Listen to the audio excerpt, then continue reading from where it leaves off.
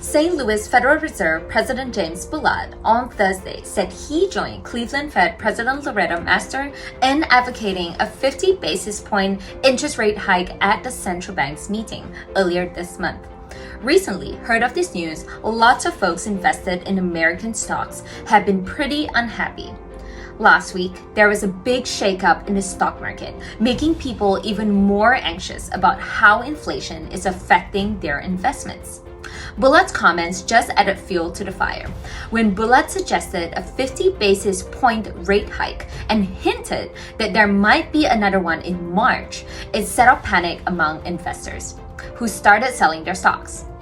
As we can see from this week's stock market performance, the Dow fell 0.13% this week, marking the third consecutive weekly decline since September. The S&P 500 lost 0.28% for the week, making its second straight weekly loss. The Nasdaq did manage to rise 0.59% for the week, but investors' nervousness has definitely been reflected in the stock market. Investors are hoping that the Federal Reserve will pay attention to the market decline and respond accordingly. The stock market and the treasuries market have been in a real tug of war lately, and equity investors seem to be anticipating a few more rate hikes and then a break, said Art Hogan, Chief Market Strategist at B. Riley. The reasons for investors' panic may be as follows. When the Federal Reserve raises interest rates, borrowing costs go up, government bond yields increase, and exchange rates change.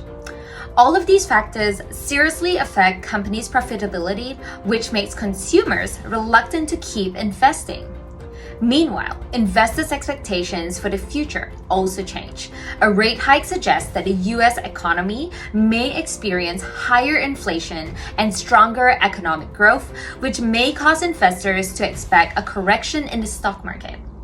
Investors may then reduce their exposure to the stock market, leading to a sell-off of stocks. Over the next few weeks, investors should keep an eye out for any hints from Fed officials about the central bank's rate hikes and political campaigns. Richmond Fed President Tom Barkin and Fed Governor Michelle Bowman will be speaking about the labor market and credit conferences, respectively. If a rate hike is confirmed, the stock market could reignite another wave of violent shocks.